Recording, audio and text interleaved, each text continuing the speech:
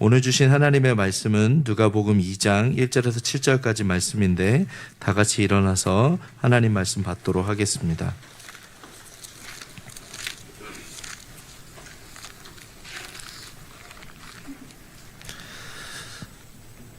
제가 먼저 봉독하겠습니다. 그때에 가이사 아구스도가 영을 내려 천하로 다 호적하라 하였으니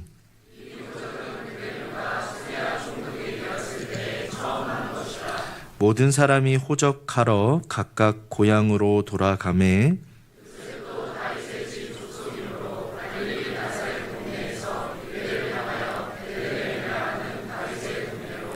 그 약혼한 마리아와 함께 호적하러 올라가니 마리아가 이미 잉태하였더라. 다 함께 읽습니다. 첫 아들을 낳아 강보로 싸서 그 위에 뉘었으니 이는 여관에 있을 곳이 없음이러라. 아멘. 하나님의 말씀입니다. 오늘은 도시에서 성탄을 기다리다 우리 세 번째 시간으로 솔드 아웃이라는 제목으로 하나님 말씀 증거하겠습니다. 최근에 뉴스를 보니까 크리스마스 시즌에 이 5성급 호텔에 빈방이 없다고 하는데요. 잠실의 그 시그니엘 서울은 1박에 얼마일까요, 여러분? 145만 원인데요. 굉장히 그 높은 가격임에도 불구하고 솔드 아웃, 예약이 끝났다라고 합니다. 댓글에 보니까 경기 불황이라더니 다들 돈이 너무 많다. 우리랑은 다른 세상에 사는 건가? 아무리 연말이라지만 하루에 100만 원은 너무한 거 아닌가? 또 그뿐만이 아닙니다. 이번에 삼성전자에서 새롭게 출시된 2번 접는 그 트라이폴드 폰이 나왔는데요. 5분 만에 솔드 아웃, 완판되었다라고 합니다. 최근에 보니까 이게 100만 원이나 이제 웃돈을 줘서 거래되고 있다고 하는데요. 저와 여러분 이런 뉴스를 접할 때 어떤 생각이 드세요? 마음 한구석이 씁쓸해지는데요. 여러분 솔드 아웃 하면 무엇을 의미할까요? 이게 다 팔렸다라는 거 아니겠어요? 어떤 유명 가수의 콘서트 티켓이 솔드 아웃, 한정판 운동화가 솔드 아웃, 인기 레스토랑이 솔드 아웃. 이처럼 이 솔드 아웃이라는 것은 오늘날 현대인들의 욕망을 고스란히 담고 있는 언어입니다. 이미 많은 사람이 선택한 것, 또 희소해서 더 가치 있어 보이는 것, 내가 가지지 못했기 때문에 탐나는 것이죠. 그렇다면 왜 오늘날 현대인들이 이처럼 솔드 아웃에 더 끌릴까요? 그 물건이 약속하는 안정감과 우월감을 사고 싶기 때문인데요. 예를 들어 볼까요? 이것이 우리의 인생을 만족시켜 줄 거야. 이것을 갖게 되면 뒤처지지 않을 거야. 오늘 이 상품 놓치면 실패한 인생이야. 이처럼 솔드 아웃이라는 것은 단지 상품이 다 팔린 상태만을 의미하지 않습니다. 현대인들인 우리의 마음에 우상을 폭로하는 단어이기도 한데요. 여러분 우상이 무엇일까요? 하나님만이 주실 수 있는 안정과 의미, 가치를 하나님이 아닌 대상에게 그것을 요구할 때 그 대상이 바로 우리에게 우상이 되는 것이죠. 그뿐입니까? 저와 여러분이 이제 도시에서 성탄을 기다리면서 왜 이토록 바쁩니까? 왜 이토록 경쟁적입니까? 왜 늘 불안합니까? 일정이 가득 차 있어야, 남들이 가지지 못한 것을 가져야, 남들보다 앞서야 우리는 불안하지 않을 거라고 착각합니다. 그러나 여러분 우리의 삶 가운데 바쁜 것은 죄가 아닙니다. 도대체 무엇을 위해 우리가 바쁘냐 하는 것이죠. 어떤 분들은 목사님 지금은 아닙니다. 조금 있다가 봉사하겠습니다. 지금은 마음의 여유가 없어서 다음에 제자훈련 받겠습니다. 합리적이고 또 성숙한 말처럼 들립니다. 그러나 여러분 이 말이 반복되면 예수님은 항상 우리의 삶에 다음 순서로 밀려나 있는 것 아니겠습니까? 미룬다라는 것은 내 마음을 지배하고 있는 또 다른 주인이 있다라는 것이죠.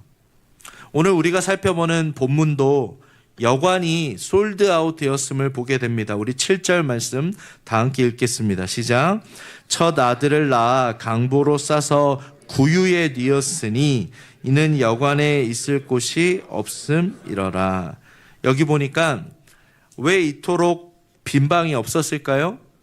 1절에 보니까 그때에 가이사 아구스도가 영을 내려 천하로 다 호적하라 하였으니, 가이사 아구스도가 호적 조사를 명령했습니다. 왜 이러한 명령을 내렸을까요?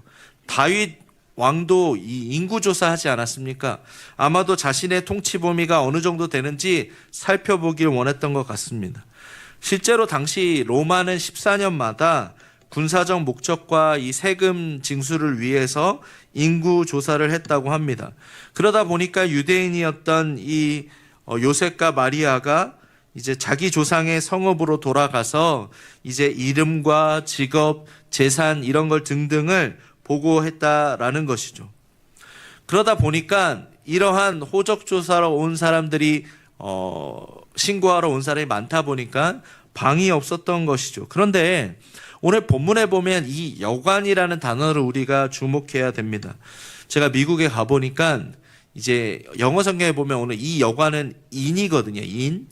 그러니까 인이라는 것은 뭐 보통 호텔이 아니고요. 그냥 여인숙 뭐 이 정도 되는 거예요. 그런데 누가복음 안에 보면 이 여관이라는 단어가 두 가지 단어를 사용해요.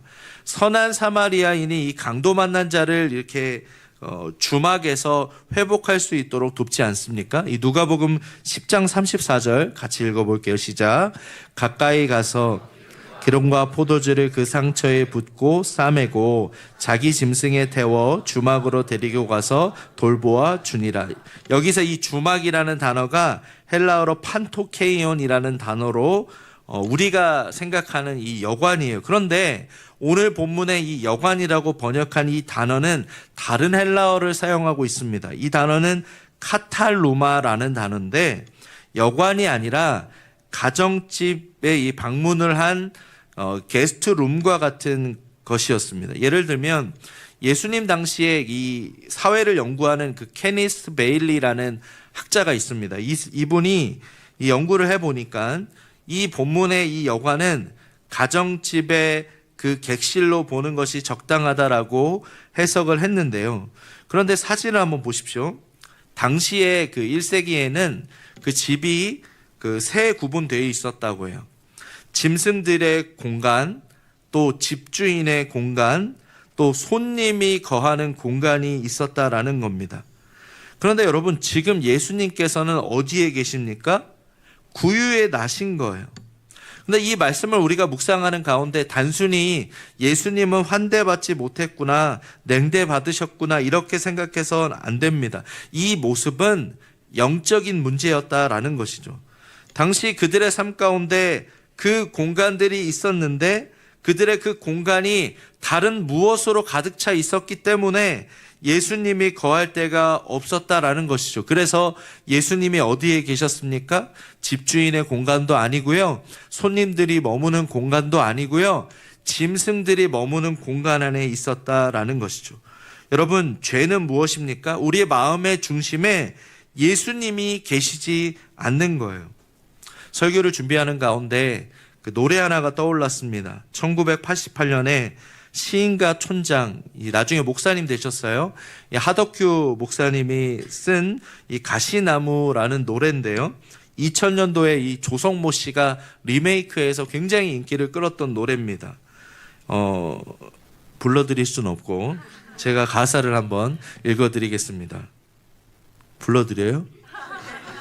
내 속엔 내가 너무도 많아 당신의 쉴 곳이 없네. 내 속엔 헛된 바램들로 당신의 편할 곳 없네. 내 속엔 내가 어쩔 수 없는 어둠, 당신의 쉴 자리를 뺏고 내 속엔 내가 이길 수 없는 슬픈 무성한 가시나무 숲 같네. 여기서 내가 무엇을 의미하죠? 내 속엔 내가 너무도 많대요. 이것은 우리의 자아입니다. 당신은 누굽니까? 예수님이에요. 예수님이 머무실 마음의 방이 솔드 아웃 된 것이죠. 우리의 마음이 자아로 가득 차 있는 거예요. 여러분, 죄가 무엇입니까? 예수님이 우리의 마음의 방으로 들어오셔야 하는데 차단하고 있는 그 마음의 상태, 그게 바로 죄라는 것이죠. 예수님이 아닌 다른 무언가에 우리의 마음이 솔드아웃 되어서 무언가에 그 마음이 빼앗겨서 예수님이 머무실 공간이 없는 것입니다. 그런데 여러분, 말씀을 준비하는 가운데 그 사랑의 원자탄으로 유명한 고 손양원 목사님이 청주 구금소 독방에서 쓴 시를 보게 됐는데요. 한번 들어보십시오. 빈방 홀로 지키니 고적감이 밀려오누나 성삼이 함께하여 내 식구 되었도다. 온갖 고난이여 올 테면 다 오너라. 괴로움 중에 진리를 모두 체험하리라. 본가를 멀리 떠나 옥중에 들어오니 밤 깊고 옥 깊고 마음 가득 수심도 깊다. 밤 깊고 옥 깊고 마음 가득 수심도 깊으나 주와 함께 동거하니 기쁨이 충만하도다. 옥중 고생 4년은 길고 긴 날이나 주와 함께 동락하니 하루와 같도다. 지난 4년 편안히 보호해 주신 주는 미래에도 그리하실 줄 확신하노라. 여러분, 차가운 독방에서 어떻게 이런 고백할 수 있습니까? 고 손양원 목사님은 독방의 그 차가운 바닥에서 누구와 함께 있는 거예요? 그의 마음이 예수님만으로 가득 차 있었다라는 것 아닙니까? 누가복음 9장 58절에 보니까 예수께서 이르시되 여우도 굴이 있고 공중의 새도 집이 있으되 인자는 머리 둘 곳이 없도다 하시고. 그럼 예수님은요, 전세도 아니고 월세도 아니고 머리 둘 곳 없으셨습니다. 왜 그렇다면 예수님이 머리 둘 곳 없었습니까? 세상이 단지 악해서 그랬습니까? 예수님 없이 살려는 세상의 모습, 너무나 이 세상이 잘 돌아가고 있었습니다. 예수님은 단지 거절당한 것이 아니라 필요 없음으로 밀려나셨던 것이죠. 혹시 여러분의 삶에 지금 예수님이 중심에 계시지 않아도 너무나 잘 나가고 계십니까? 그렇다면 여러분, 그것은 저주입니다. 비록 내 마음에 내 생각대로 내 인생이 흘러가지 않는다 할지라도 여전히 우리의 삶에 예수님의 영향력 아래 우리가 살아가고 있다면 그것이야말로 축복인 줄 믿습니다. 크리스마스가 되면 잊혀지지 않는 그 스토리가 하나 있습니다. 아마 많이 들어보셨을 텐데, 미국의 한 교회에 그 윌리라는 10살짜리 꼬마 아이가 있었습니다. 이 아이가 이 지능이 조금 떨어지다 보니까 성탄절 성극을 해야 되는데 이 맡길 만한 배역이 없는 거예요. 이번에 이제 조금 있다가 전야제 하는데 저희 아들도 이제 배역을 하나 맡겨주셨더라고요. 감사하더라고요. 목사 아들이라서 맡겨줬는지 모르겠지만 동방박사래요. 동방박사. 일단 이제 뭐 제가 연기하는 건 못 봤지만 배역을 주셔서 너무 감사해요. 그런데 이 윌리라는 아이가 너무나 이제 뭘 대사를 잘 칠 수 있을까 싶다 보니까 고심 끝에 배역을 하나 맡긴 거예요. 그게 보니까 여관 주인이에요. 그래서 이제 마리아 요셉이 이제 와서 문을 이렇게 두드리면 대사는 딱 한마디, no room. 이게 대사인 거예요. 한 달 동안 정말 열심히 연습해가지고 당일날 리허설 공연 잘 마친 겁니다. 성극이 시작됐습니다. 배가 만삭인 이제 마리아와 요셉이 여관에 찾아와서 빈방 달라고 이제 노크를 한 거죠. 대사는 뭐예요? No room. 이거 하나만 치면 되는 거잖아요. 근데 성공적으로 no room 한 거예요. 그런데 이게 어찌된 일입니까? 처량하게 뒤돌아가는 요셉과 마리아를 물끄러미 바라보면서 내 방이 있어요. 내 방에서 쉬고 가세요. 처음에는 막 관객들이 막 폭소를 터뜨리며 웃었는데 이 윌리라는 친구가 울면서 내 방이 있어요. 내 방에서 쉬세요. 이렇게 이야기하는 것을 보고 관객들이 펑펑 울었다라는 이야기 아니겠습니까? 여러분, 연극이 아니고요. 실제 일어난 사건입니다. 여러분, 우리의 마음의 방은 어떻습니까? 예수님이 이 땅에 왜 오셨습니까? 가이사 아구스토가 비교할 수 없는, 그 가이사 아구스토와 비교할 수 없는 만왕의 왕 되신 예수님이 이 땅에 왜 오셨습니까? 저와 여러분을 구원하기 위해서 오셨는 줄 믿습니다. 솔드 아웃된 이 도시에서 우상으로 가득 찬 우리의 마음의 한복판에 주님이 찾아오셔서 여러분의 마음에 지금 노크하고 계신 거예요. 단순히 우리의 마음의 어느 공간 하나를 차지하려는 것이 아니라 우리의 인생의 주인 되기 위해서 이 땅에 오셨는 줄 믿습니다. 여러분, 우리 예수님 어떤 분이시죠? 우리를 구원하시기 위해서 십자가에서 성부 하나님과의 관계가 끊어졌습니다. 모든 명예를 내려놓으셨습니다. 모든 보호가 사라진 하나님의 임재마저 잃어버리셨습니다. 여러분, 무슨 얘기일까요? 예수님이 저와 여러분 구원하시기 위해서 솔드아웃 되신 거예요. 빌립보서 2장 6절에서 8절을 보십시오. 다 함께 읽겠습니다. 시작. 그는 근본 하나님의 본체시나 하나님과 동등됨을 취할 것을 여기지 아니하시고 오히려 자기를 비워 종의 형체를 가지사 사람들과 같이 되셨고 사람의 모양으로 나타나사 자기를 낮추시고 죽기까지 복종하셨으니 곧 십자가에 죽으심이라. 여러분, 이것이 바로 복음이 말하는 솔드아웃이에요. 아멘이십니까? 세상은 자신의 삶을 가득 채우는 방식으로 솔드아웃 하지만 예수님께서는 저와 여러분을 구원하시기 위해 자기를 비우셨어요. 예수님께서 오늘 저와 여러분에게 질문하십니다. 여러분의 마음에 예수님이 머무실 자리가 있습니까? 설교를 마무리하면서 하나님은 3등이라는 글을 보게 됐습니다. 1등은 하고 싶은 일, 2등은 해야 하는 일, 3등은 하나님 만나는 일. 하고 싶은 일 다 하고 해야 하는 일도 다 마치고 그 후에 여유가 있으면 하나님을 만나줍니다. 하나님은 3등입니다. 어려운 일이 생길 때도 하나님은 3등입니다. 내 힘으로 한번 해보고 그래도 안 되면 가까이 있는 사람에게 도와달라고 하고 그나마도 안 될 때 하나님을 부릅니다. 하나님은 3등입니다. 거리에서도 3등입니다. 내게 가장 가까이 있는 것은 내 자신, 그 다음은 내 마음을 알아주는 사람, 그 다음에야 저 멀리 하늘에 계신 하나님이십니다. 하나님은 3등입니다. 그런데 하나님께 나는 1등입니다. 무슨 일이 있어도 내가 부르기만 하면 도와주십니다. 내가 괴로워할 때는 만사를 제쳐놓고 달려오십니다. 아무도 내 곁에 없다 생각될 때는 홀로 내 곁에 오셔서 나를 위로해 주십니다. 나는 하나님께 언제나 1등입니다. 나도 하나님을 1등으로 생각했으면 좋겠습니다. 만사를 제쳐놓고 만나고 작은 고비 때마다 손을 내미는 나도 하나님을 1등으로 모셨으면 좋겠습니다.